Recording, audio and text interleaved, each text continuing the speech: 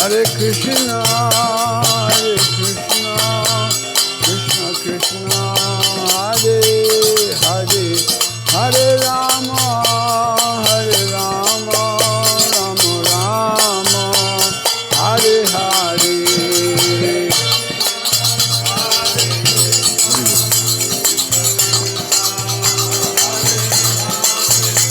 Hare Rama,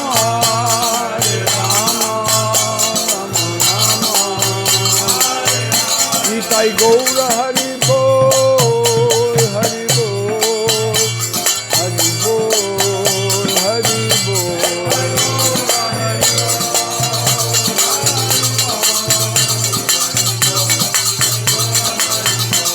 Jaya Jaya Prabhupada, Prabhupada, Prabhupada, Prabhupada.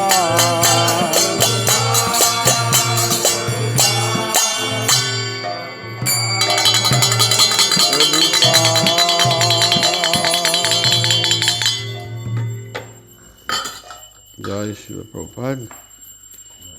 Sri Chaitanya Charitamrita ki jai.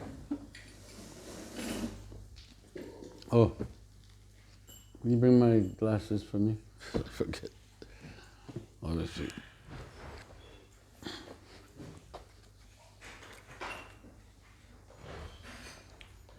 Thank you. So we continue reading. This chapter is called Lord Chaitanya's Travels to the Holy Places. Chaitanya Mahaprabhu went south, to South India, and he converted practically everyone there, we read, to Vaishnavism.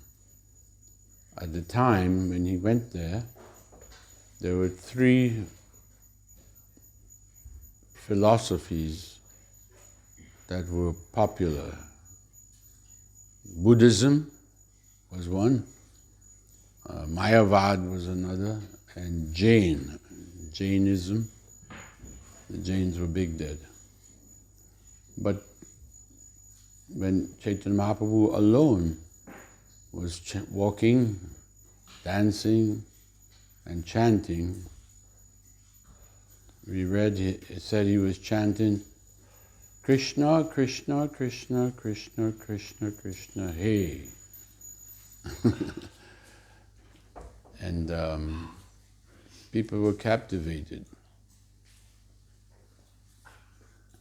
And so,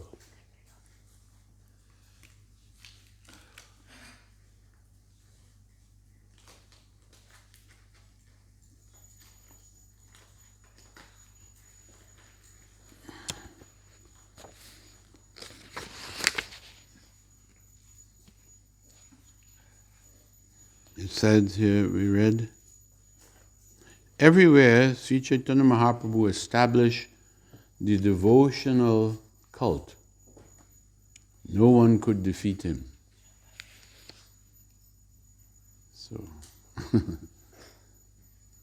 the devotional, that's what we are following, bhakti, bhakti yoga.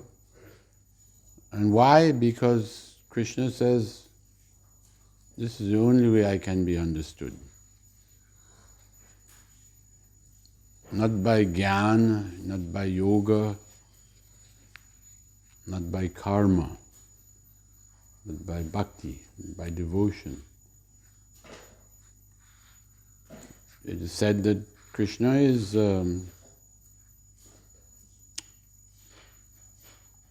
what's one of his names? Ajita. Ajita means unconquerable. Who can conquer God? No one. But although he's unconquerable, he becomes conquered by love. They say love conquers all. And it's true. Everyone is conquered by love. and the Supreme Lord also. So, being thus defeated by Lord Chaitanya Mahaprabhu, all these philosophers and their followers entered into his cult. In this way, Lord Chaitanya made South India into a country of Vaishnavas.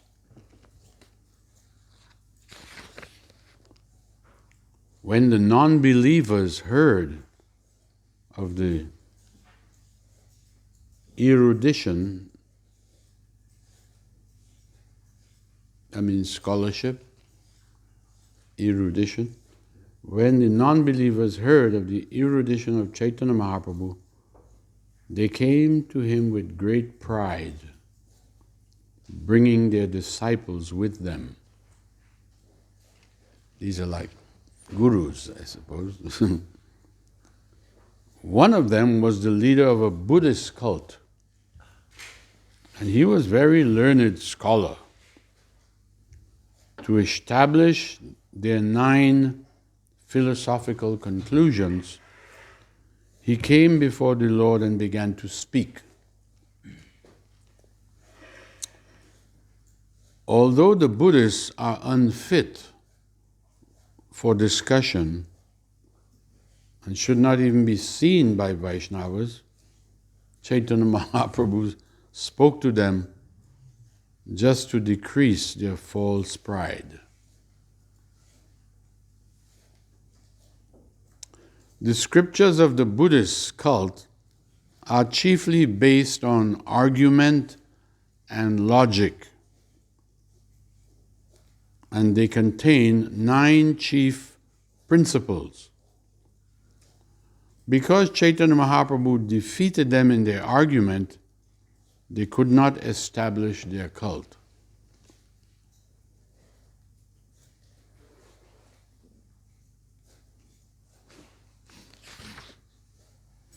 Prabhupada gives a long purport.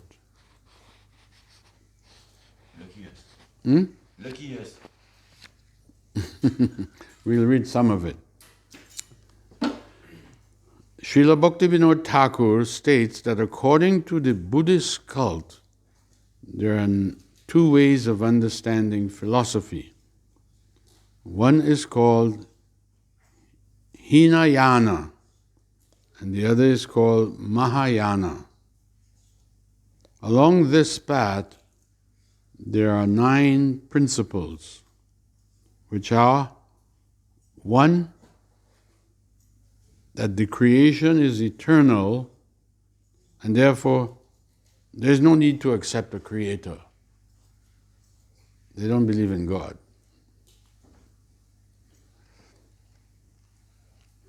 2, this cosmic manifestation is false. 3,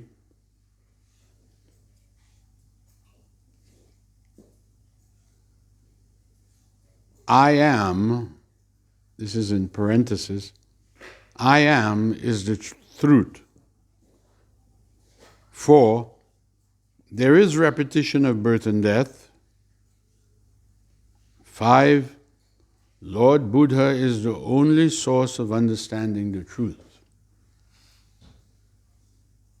6, the principle of nirvana or annihilation is the ultimate goal.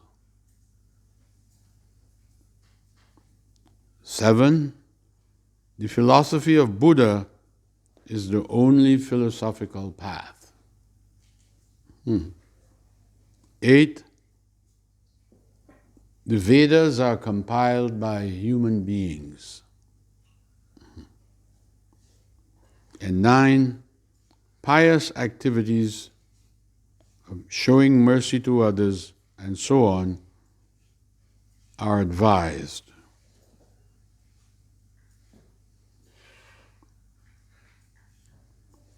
Prabhupada now gives his purport.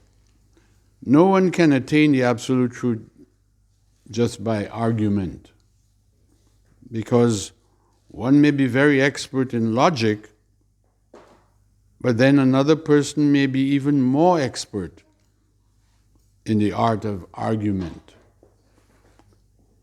And because there is so much word jugglery in logic, one can never come to the real conclusion about the absolute truth by argument.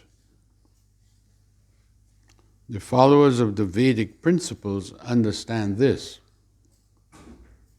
However, it is seen here that Chaitanya Mahaprabhu defeated the Buddhist philosophers by argument. Those who are preachers in ISKCON, they will certainly meet many people who believe in intellectual arguments. But most of these people do not believe in the authority of the Vedas. Nevertheless, they accept intellectual speculation and argument.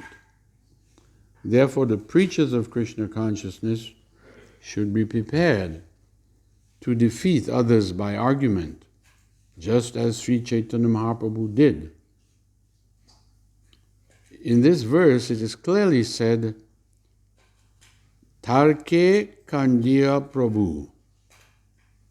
Lord Chaitanya Mahaprabhu put forward such a strong argument that they could not counter him to establish their cult.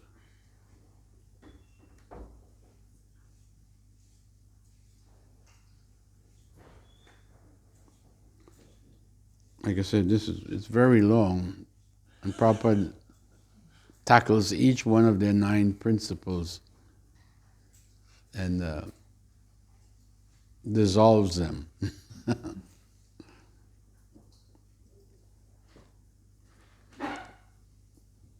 Well, I guess we should do a little bit. The first principle of the Buddhists is that the creation is always existing. But if this is the case, there can be no theory of annihilation. The Buddhists maintain that annihilation or dissolution is the highest truth. If the creation is eternally existent, there is no question of dissolution or annihilation. This argument is not very strong because by our practical experience, we see that material things have a beginning, a middle, and an end. The ultimate aim of the Buddhist philosophy is to dissolve the body. This is proposed because the body has a beginning. Similarly, the entire cosmic manifestation is also a gigantic body. But if we accept the fact that it is always existing, there can be no question of annihilation. Therefore, the attempt to annihilate everything in order to attain zero, shunyavad, this is what the Buddhists want, then this is, Prabhupada said, this is an absurdity. By our own practical experience, we have to accept the beginning of creation. And when we accept the beginning, we must accept a creator. Such a creator must possess an all-pervasive body, as is pointed out in the Bhagavad Gita. 13th chapter, Krishna says, Sarvata panipadam tat, sarvato shishiro mukam, sarvata shutimal loke, sarvam avritya tishtati. Means, everywhere are his hands and legs, his eyes and faces, and he hears everything In this way, the Supersoul exists. The Supreme Person must be present everywhere. His body existed before the creation. Otherwise, he could not be the creator. If the Supreme Person is a created being, then there can be no question of a creator. The conclusion is that the cosmic manifestation is certainly created at a certain time, and the creator existed before the creation. Therefore, the creator is not a created being. The creator is Param Brahman. This is, or the Supreme Person. This was stated by Arjuna in Bhagavad Gita.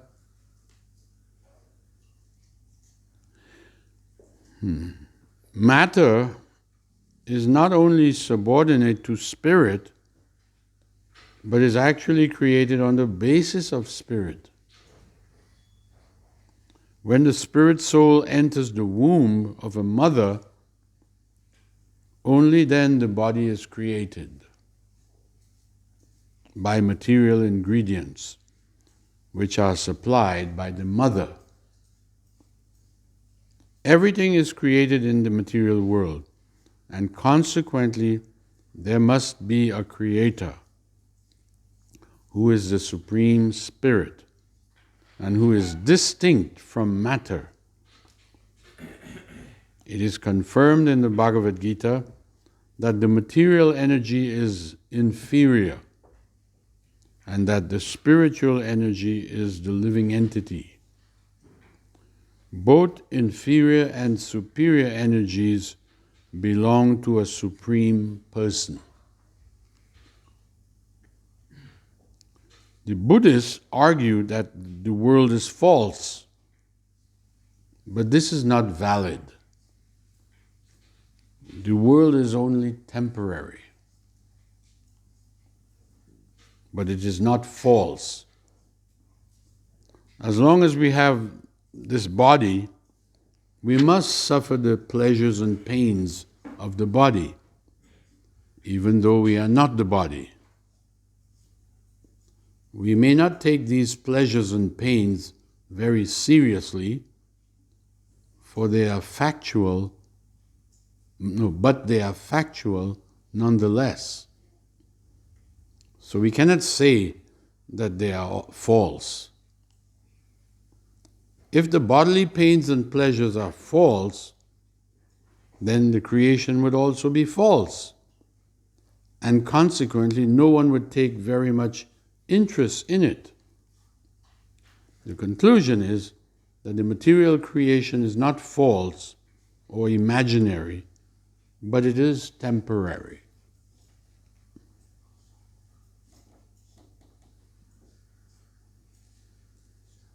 The Buddhists maintain that the principle I am is the ultimate truth. But this includes the individuality of I and you. If there is no I and you or individuality, then there is no possibility of argument. The Buddhist philosophy depends on argument, but there can be no argument. If one simply depends on I am, there must be a you or another person. So the philosophy of duality, the existence of the individual and the supersoul must be there. This is also confirmed in the Bhagavad Gita. The Lord says, Na tvevaham jatu nasam, na tvam neme janadipa, na chaiva na bhavishyama, sarve vayam atak param. Krishna says, never was there a time when I did not exist. Nor you, nor all of these kings on the battlefield, nor in the future shall any of us cease to be. You believe that? If I believe? Yeah. I believe everything. Good. So, we existed in the past in different bodies. And after the annihilation of this present body, we shall exist in another body. The principle of the soul is eternal, and it exists in this body or in another body. Even in this lifetime, we experience existence in a child's body, in a youth's body, a man's body, and an old body. And after the annihilation of the body, we simply acquire another body. The Buddhist cult also accepts the philosophy of transmigration, but they do not properly explain the next birth.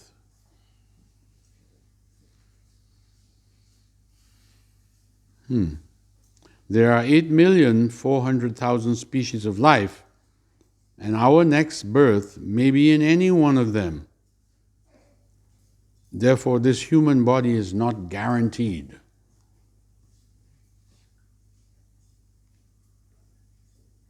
According to the Buddhist principle, Lord Buddha is the only source for the attainment of knowledge. Well, we cannot accept this. Because Lord Buddha rejected the principles of Vedic knowledge.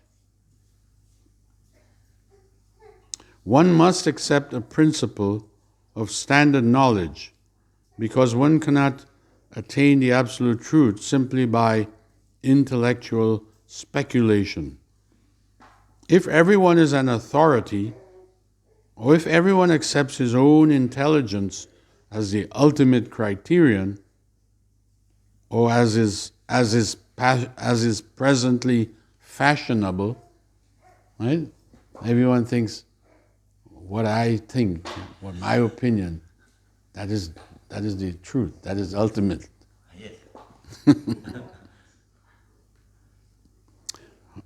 If everyone thinks like that, then the scriptures will be interpreted in many different ways.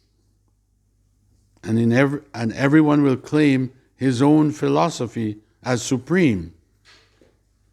This has become a great problem, and everyone is simply interpreting scripture in their own way, setting themselves up as a basis of authority.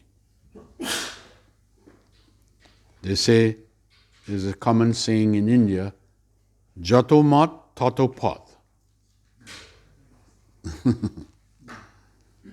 This was, I believe, stated by Vivekananda. What does this mean? Jato mat, tato pat. Give me a meaning there. Yeah, whatever you think is correct. As many ways. Very tasty. Yeah. Now everybody and anybody is trying to establish his own theory as the ultimate truth. The Buddhists theorize that annihilation or nirvana is the ultimate goal. Annihilation applies to the body, but the spirit soul transmigrates from one body to another. If this were not the case, how can so many multifarious bodies come into existence? If the next birth is a fact, the next bodily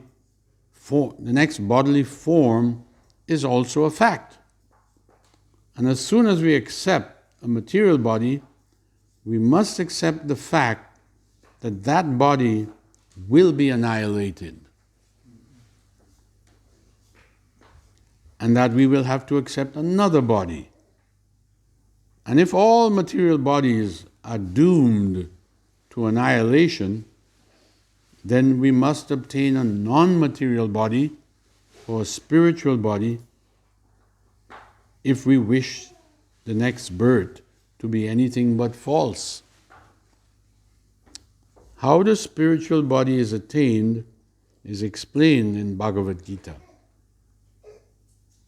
Krishna says, Janma karma chame dibyam evam yo veti tatvatha chakva deham punar janma naiti mam eti so Arjuna. Means one who knows the transcendental nature of my appearance, Krishna speaking, and my activities, he does not, upon leaving the body, take his birth again in this material world, but attains to my eternal abode, O Arjuna.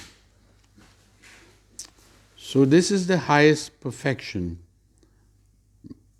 by which one can transcend the transmigration of material bodies and return home back to Godhead. It is not that existence becomes void or zero. Existence continues. But if we positively want to annihilate the material body, then we have to accept a spiritual body. Otherwise, there can be no eternality for the soul. We also cannot accept the theory that the Buddhist philosophy is the only way, for there are so many defects in their philosophy. A perfect philosophy is one that has no defects, and that is Vedanta. Vedanta philosophy. No one can point out any defects in Vedanta philosophy. Therefore, we must conclude that the Vedanta is the supreme philosophical way of understanding the truth.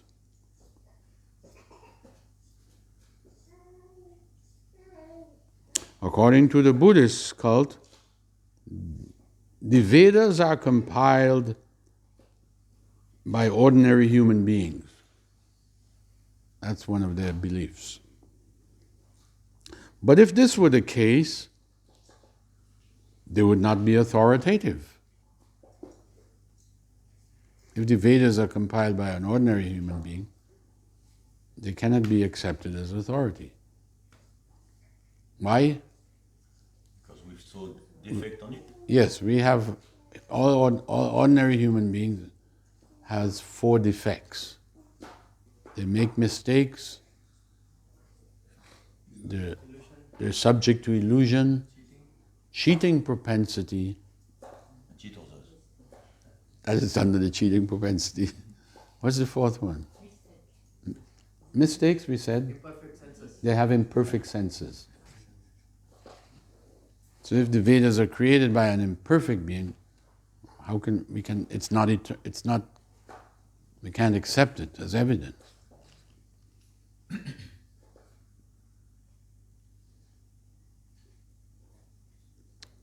From the Vedic literatures, we understand that shortly after the creation, Lord Brahma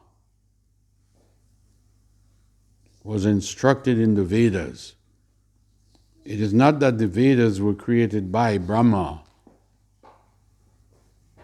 No. Although Brahma is the original person in the universe, he did not create the Vedas. It was spoken to him by Bhagavan.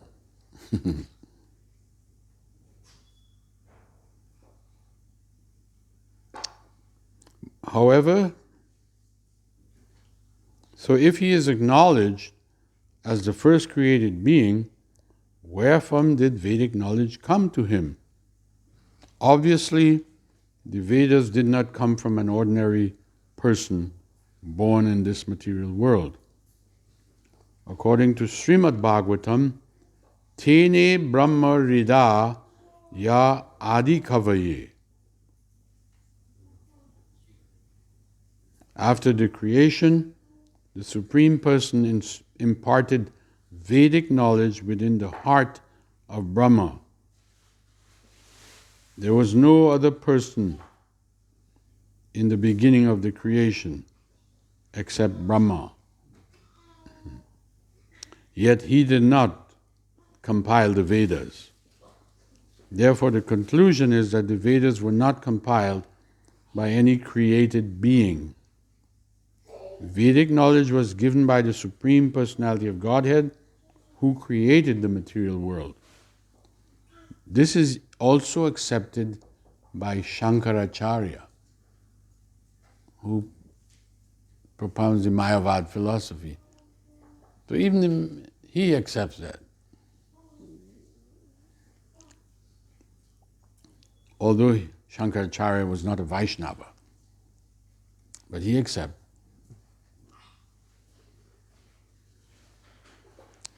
It is also stated that mercy is one of the qualities of a Buddhist. But mercy is a relative thing. We show our mercy to a subordinate or to one who is suffering more than ourselves. You're merciful to those who are subordinate to you. However, if there is a superior person present, the superior person cannot be the object of our mercy. Rather, we are the objects of the mercy of a superior person. Therefore, showing compassion and mercy is a relative activity. It is not the absolute truth. Apart from this, we must also know what actual mercy is. To give a sick man something that is forbidden for him to eat, that is not mercy. Rather, that is cruelty. Unless we know what mercy really is, we may create an undesirable situation. So if we wish to show real mercy, we will preach Krishna consciousness in order to revive the lost consciousness of human beings. The living entity's original consciousness is Krishna consciousness. And since the Buddhist philosophy does not admit the existence of the spirit soul, the so-called mercy of the Buddhists is defective. Not complete. Yeah. That was the purport. We actually read the whole thing. The teacher of the Buddhist group who came to Chaitanya Mahaprabhu, he set forth his 9 principles, but Chaitanya Mahaprabhu broke them all to pieces with his strong logic. All mental speculators and learned scholars were defeated by Sri Chaitanya Mahaprabhu. And thus, when the people began to laugh, the Buddhist philosophers felt both shame and fear. See, they were an authority back before Mahaprabhu came to South India. The Buddhists, the Jains, and the Mayavadi. And he annihilated all of them. Purport, Srila Prabhupada says, these philosophers were all atheists. Yeah. Because they did not believe in the existence of God. Atheists may be very expert in mental speculation, and they may be considered so-called great philosophers. but they can be defeated by a Vaishnav who is firmly situated in his conviction of God consciousness. Following in the footsteps of Sri Chaitanya Mahaprabhu, all the preachers engaged in the service of ISKCON should become very expert in putting forward strong arguments and defeating all types of atheists. The Buddhists could understand that Lord Chaitanya Mahaprabhu was a Vaishnava, and so they left and returned home very unhappy. Later, however, they began to plot against the Lord. What is plot? They're making a plan, a scheme.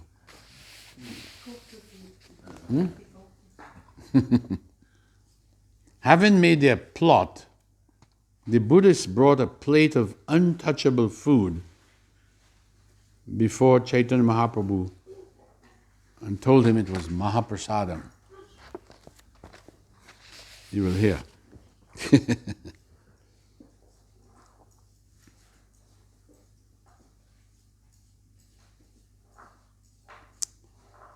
In this verse purport, the word apavitra anna, refers to food that is unacceptable to a Vaishnava. Like if it has meat, he will not take it. Yeah. When asked what is the behavior of a Vaishnava, Chaitanya Mahaprabhu replied, a Vaishnava must avoid the company of a Vaishnava. Those who are not Vaishnavas.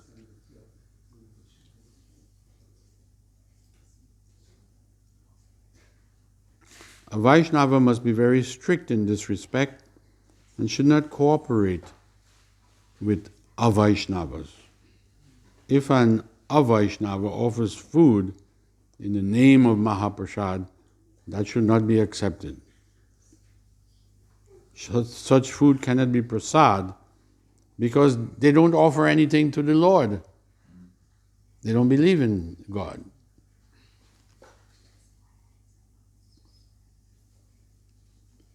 Sometimes preachers in the Krishna consciousness movement have to accept food in the home where the householder is an Avaishnava. However, if this food is offered to the deity, then it can be taken. But ordinary food cooked by non-devotee, that should not be accepted by a Vaishnava.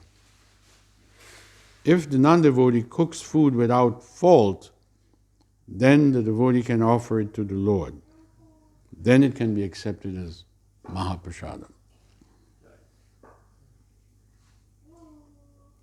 As it is stated in Bhagavad Gita, Patram pushpam phalam toyam yome bhaktya prayachati tadaham bhaktya uparitam asnami prayatatmana.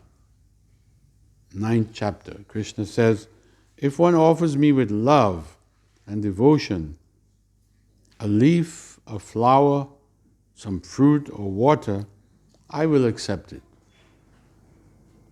Krishna can accept anything by his devotee with devotion. An Avaishnava may be a vegetarian and he may also be a very clean cook. But because he doesn't offer food to Lord Vishnu, the food he cooks cannot be accepted as Mahaprasadam. It is better that a Vaishnava abandon such food as untouchable. So when the contaminated food plate was offered to Mahaprabhu, suddenly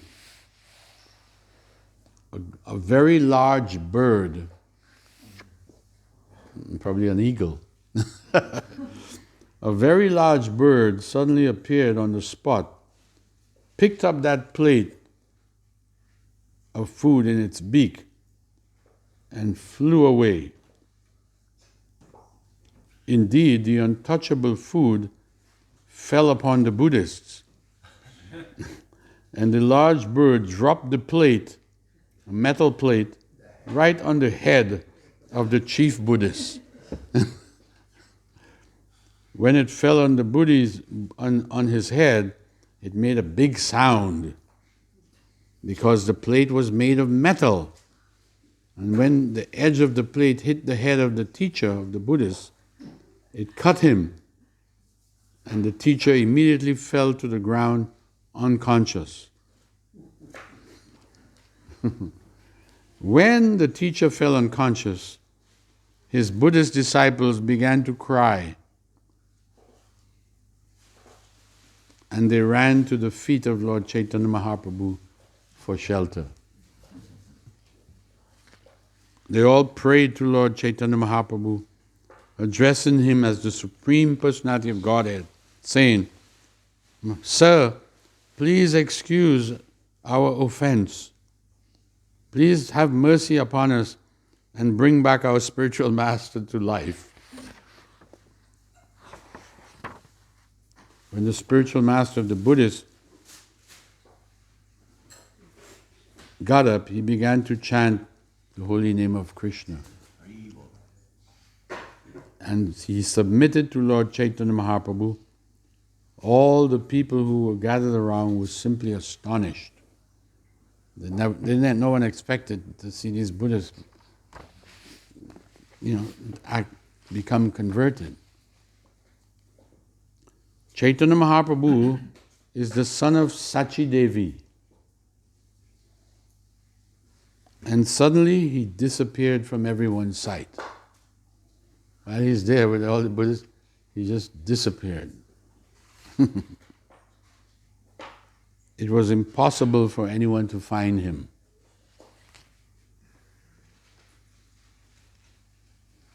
We'll stop there.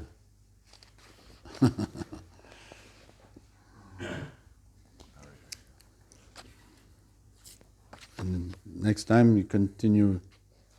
Mahaprabhu is going to Tirupati, famous temple, South India.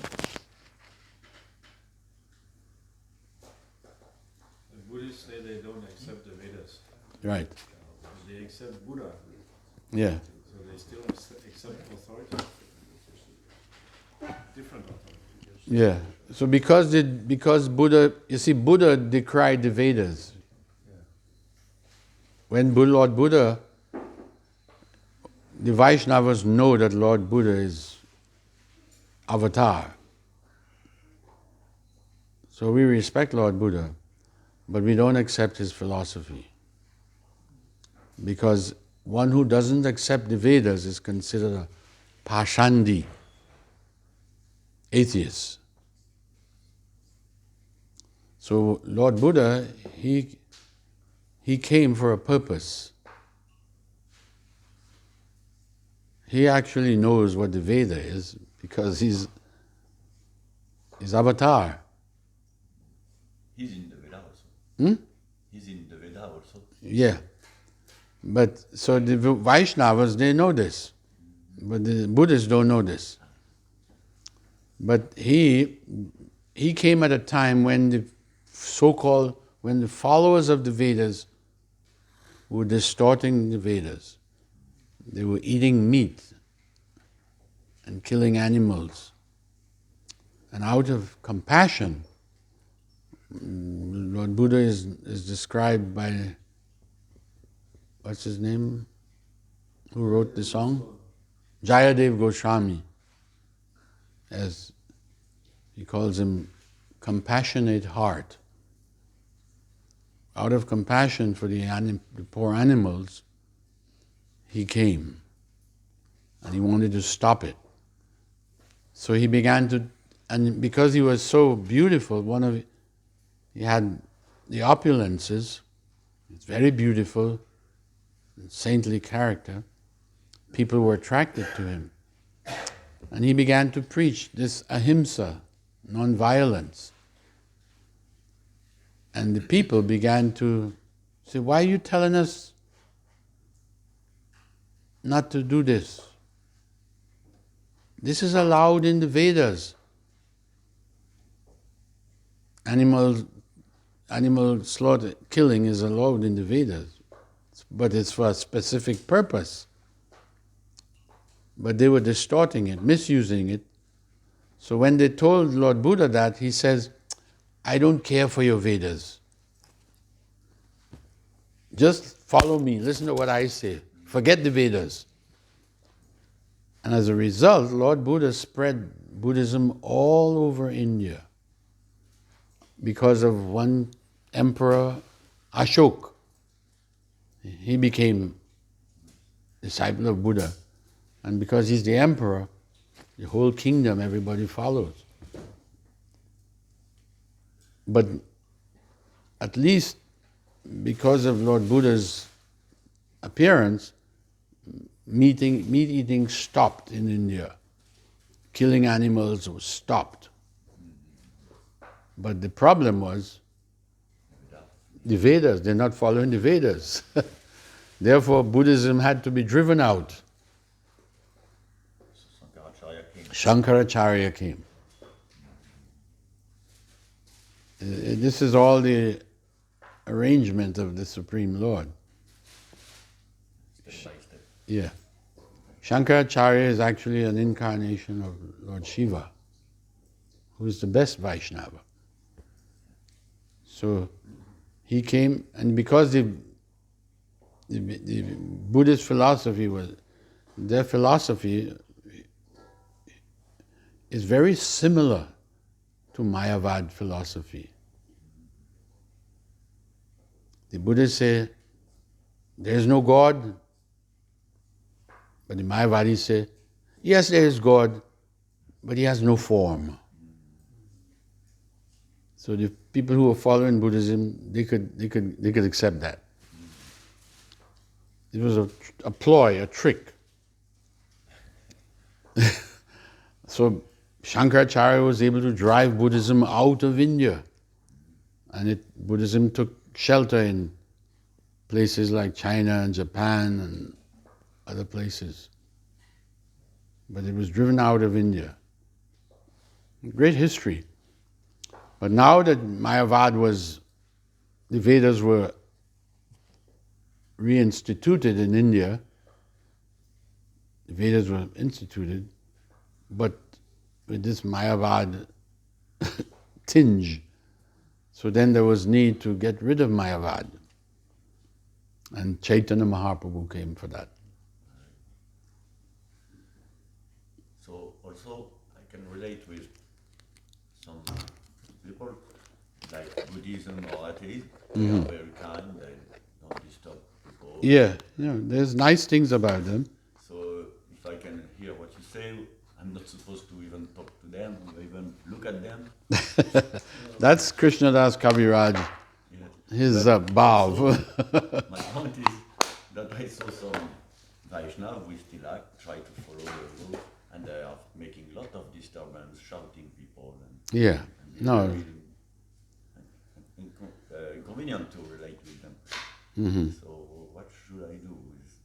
How can I recognize a proper Vaishnava? A proper Vaishnava, as Prabhupada said, is a gentleman. You cannot find any fault with him. Our business is not really to go beat people over their head with our philosophy. You said one time, a good, great leader is the one who is a good follower. Yes. Was a good disciple in the past. Yeah. Prabhupada told, here in France, he told Yogeshwar. Remember Yogeshwar? Yeah. He told me personally, he said, Prabhupada, one time here in France, I don't know, maybe Paris or somewhere, a man came wherever Prabhupada went, any temple, devotees would bring guests. They try to get people with some position to come and speak to Prabhupada. In this way, they could learn how to preach, because Prabhupada was the expert. Like you see how he analyzed all the principles of the Buddhists one by one, and so this man came, and he was voicing his philosophy. And Prabhupada sat behind his desk with his hand in his bead bag, softly chanting, and let the man talk. But Yogeshwar says, I thought Prabhupada's not saying anything. I should defeat him. So he began to argue with the man. And this argument went on for an hour. But the man was not accepting any. In this age, people don't accept when they're defeated. So he kept arguing and back and forth. And after 1 hour, he says, I have to go now. And Prabhupada told Yogeshwar, go give him some prasadam and come back. So he said he went and he gave the man some prasadam. When he come back in the room, Prabhupada said, where did you learn to preach like that? He said, by you, Prabhupada, by your grace. Prabhupada said, no, you didn't learn that from me. He said, this man does not accept you as an authority, yet you are beating him over with this. He said, no. And he said, Prabhupada told him something that he always remembers. Prabhupada says, preaching means you say some things and you don't say some things. You say some things and you don't say something. You don't have to tell him everything. Yeah, right. And if you study Prabhupada's preaching, you will see he would always be trying to, first of all, get people to understand you're not this body. If they don't get it, he doesn't go any further.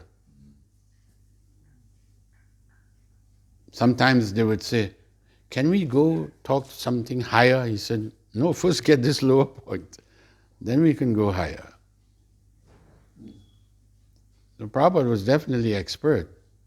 Anyone that was brought to him, and devotees brought philosophers, religionists, scientists, everybody, and Prabhupada was able to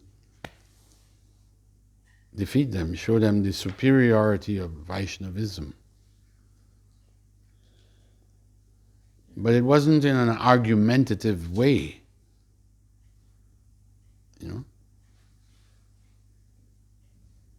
This example, Chaitanya Mahaprabhu, he's God. Who can argue with him? But we are not meant to be just argumentative. We should know the philosophy, but it's not what you say, it's how you say it. So problem is when Vaishnava who know very well philosophy have not good quality that is supposed to have. Yeah.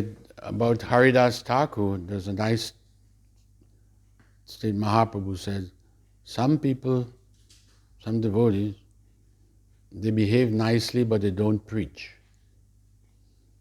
And then there are some devotees, they preach but they don't behave nicely. He says, but you, Haridas Thakur, you do both. So we should behave nicely. It's called achar. We should behave nicely, but we should preach also. As we can. Yeah. But behavior You can't is preach. more important. Yeah, but your behavior. They say action speaks louder than words. Right? Yeah. That's an English saying. Action speaks louder than words. But it's true that it's devotee who make me want Yeah. And the word for, Prabhupada is called the founder Acharya. Achar means he teaches by example, his behavior. He doesn't say one thing and act contrary to it. So that is, we have to follow his footsteps. And we have to reject the one who is Yeah. disturbing people. Yeah. Yeah, some devotees, we are supposed to respect everyone, respect all devotees. But some devotees, you have to respect them from a distance. Okay, let's do that. Yeah. Better you take the association of those who are behaving nicely and who are knowledgeable. To attract me. Yeah. Even the Madhyamadhikari, Prema, Maitri, Kripa, his qualities are Yeah. Prema, Maitri, Kripa, he has compassion. He's But compassionate. He avoids Yeah, he avoids. obvious ones who are, Yeah, why waste time with somebody who really doesn't want? It's like on Sankirtan, the devotees have to use their intelligence. If all he wants to do is argue, we're not there. You waste time with him. With one person arguing, you could waste an hour. Better to go to those who are not arguing. they're already prepared. We were in Surfer's Paradise, there used to be one agnostic. Mm-hmm. He used to come every week. Every week. Okay, one devotee will try. He's also agnostic means, the definition is they're fully not rejecting, but they're like, I don't see it, I don't believe it. So can you make me believe your philosophy? The whole Harinam is finished, the devotee who is preaching to this person is still talking.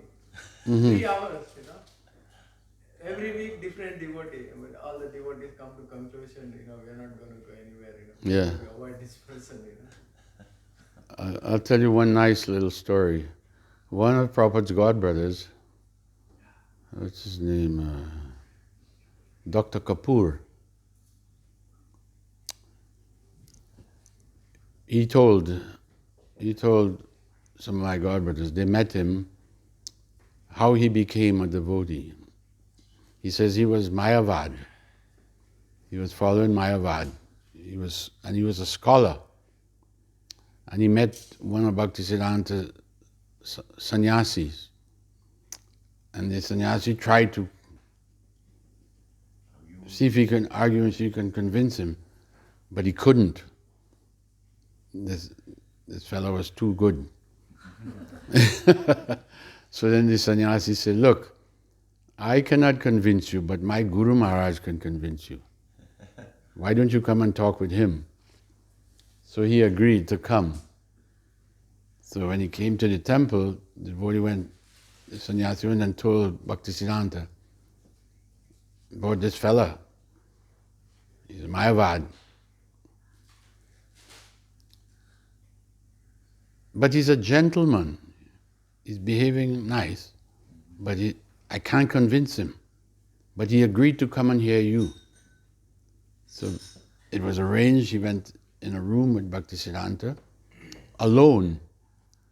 And he told this story personally. He said, when Bhaktisiddhanta came into the room, he sat down, and Bhaktisiddhanta began to talk about Krishna Leela.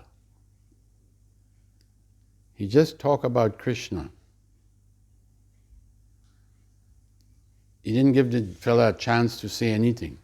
He just talked about Krishna Leela. Without stopping. So nice. Krishna is all attractive. And then he got up and walked out. And the fellow was like, he's never heard anything like that. So wonderful.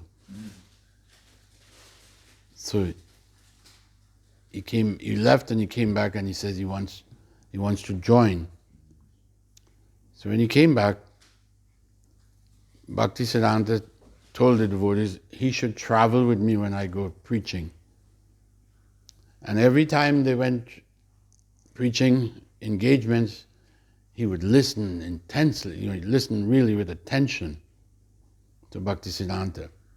He said when Bhaktisiddhanta finished speaking, he would say, "Any questions?" And that fellow would raise his hand up. He said, and Guru Maharaj Bhaktisiddhanta would ignore him. He'd say, "Any questions?" "Yes, yes." And he would just ignore him. "Oh, no questions?" He said he did this constantly for months. And although he just didn't engage in any kind of. He knew what was going to come out of that fellow's mouth. It would be some Mayavad. So he just didn't engage him like that. He just talked about Krishna.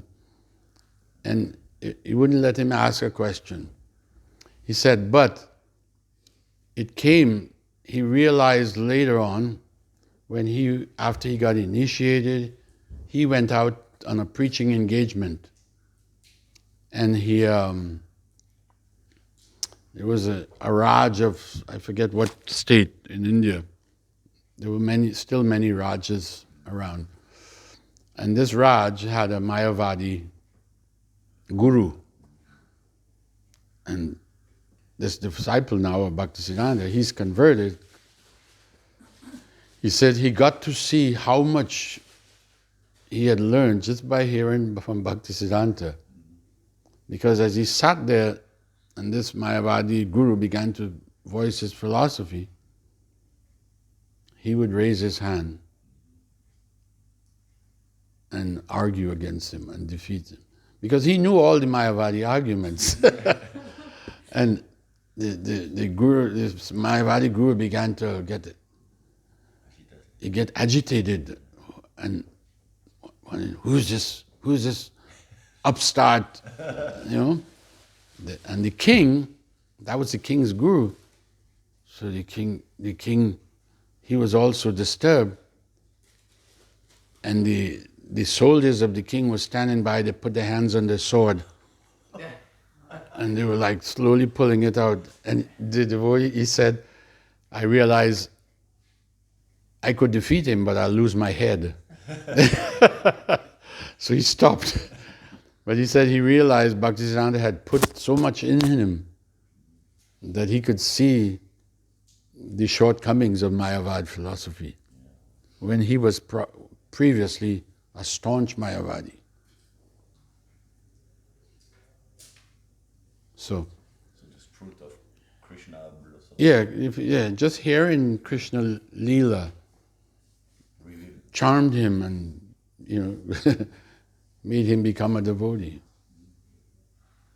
So Bhaktisiddhanta didn't have to argue with him or defeat him. Mm-hmm. Just show the picture. Krishna is all attractive. If you present Krishna, people will be attracted. Instead of presenting our relation with Krishna. Yeah. All right. Thank you. Oh boy, we really went over today. No breakfast. No breakfast today. Haribo. We have a small announcement. Small It announcement. won't take much time. Namacharya Prabhu kindly drove this man back from Leon. Namacharya I don't know how he does things like this. It's a miracle. He's back already? He's back already. Wow. Leon, back and forth in the morning. So please pray again, devotees, that the seating system doesn't get any hindrances more. One more good thing is Dhananjay Prabhu and team yesterday went to distribute prasadam to the homeless people in Chaturu. Maybe Prabhu can inspire us for some experiences we had yesterday. We don't know what went on. They were very Is the heating system on?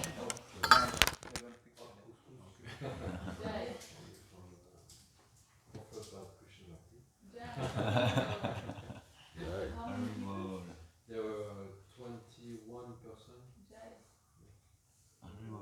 But now the news will spread. Comment vous les avez trouvés? Qu'est-ce que vous avez réuni? We went together with the Red Cross because they are doing 3 times a week, Monday, Thursday and Friday. And they allow that we stand do the 3 day now? So next time will be on the next Thursday, 23rd. So we make Saturday and Friday?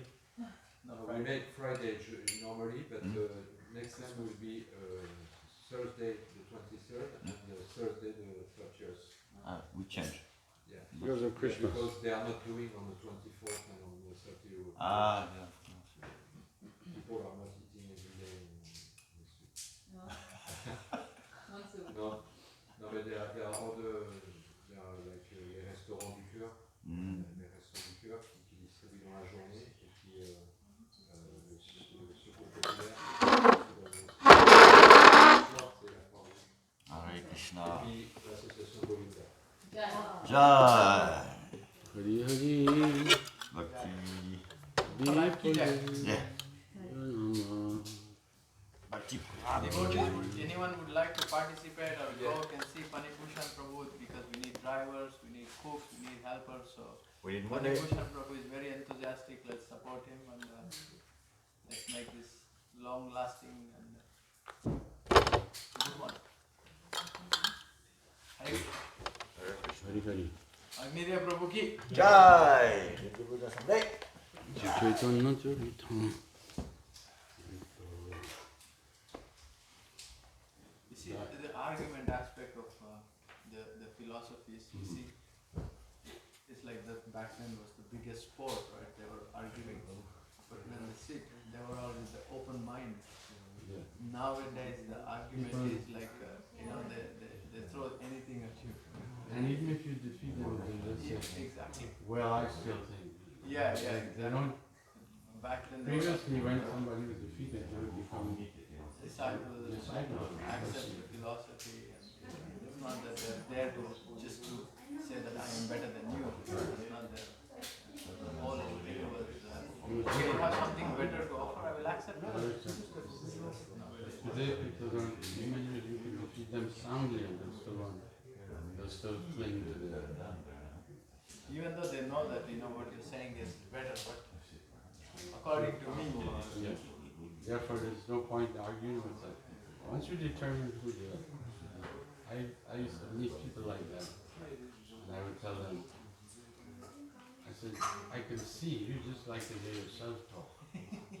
So, I'm not going to waste more time. avoid the thing. If you want to understand, I have the time.